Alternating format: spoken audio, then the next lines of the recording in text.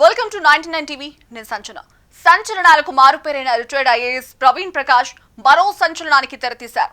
Retired DG AB Venkateswara Rao senior IAS అధికారి జాస్తి కృష్ణకిషోర్ కు బహిరంగ క్షమాపణ చెప్తున్నట్లు ప్రత్యేకంగా వీడియో విడుదల చేశారు. ప్రస్తుతం ఢిల్లీలో ఉన్న ప్రవీణ్ ప్రకాష్ సుమారు 16 నిమిషాల నిడివి ఉన్న వీడియోను మీడియాకు షేర్ చేశారు.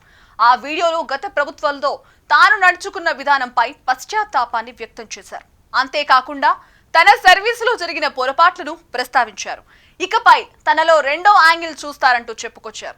అయితే జగన్ హయాంలో ఐఏఎస్ ఐపీఎస్ అధికారులను వేధించారన్న ఆరోపణలు కూడా ఉన్నాయి. ముఖ్యంగా జగన్ హయాంలో ఉద్యోగం కోల్పోయి సుదీర్ఘ కాలం పాటు సస్పెన్షన్ వేటుకు గురైన అధికారి ఏబీ వెంకటేశ్వరరావు కోర్టుల చుట్టూ తిరిగి చివరకు రిటైర్డ్ అయ్యే రోజు పోస్టింగ్ తీసుకుని పదవి విరమణ పొందారు. ఆయన్ను మాత్రమే కాకుండా మరో అధికారి కృష్ణకిషోర్ కూడా వైసీపీ హయాంలో ఇబ్బంది పడ్డారు. పైనుంచి ఆర్డర్స్ రావడం వల్ల తాను అలా చేయాల్సి వచ్చిందని ప్రవీణ్ ప్రకాష్ చెప్తూ వారందరికీ బహిరంగ క్షమాపణలు కూడా చెప్పిన వీడియో సంచలనంగా మారింది. జగన్ హయాంలో పేరు ప్రఖ్యాతులు తెచ్చుకున్న ఐఏఎస్ అధికారుల్లో ప్రవీణ్ ప్రకాష్ ఒకరు. ప్రభుత్వం మారిన తర్వాత కూడా తన పరిస్థితి ముందుగానే అంచనా వేసి ఆయన స్వచ్ఛంద పదవి విరమణ తీసుకుని గౌరవంగా ఉద్యోగం నుంచి తప్పుకున్నారు.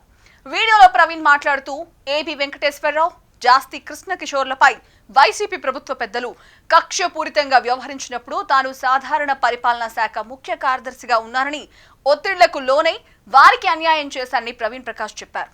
దాంతో వారిద్దరూ ఉద్యోగపరంగా, సమాజపరంగా, వ్యక్తిగతంగా తీవ్రంగా బాధపడ్డారని ఆయన తెలిపారు.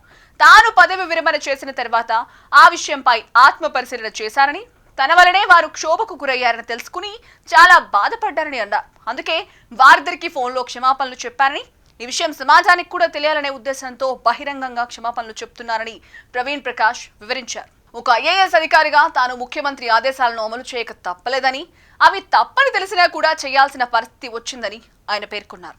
ఇక ఈ నిర్ణయంపై ఇప్పుడు పశ్చాత్తాపం కలిగిందని తెలిపారు.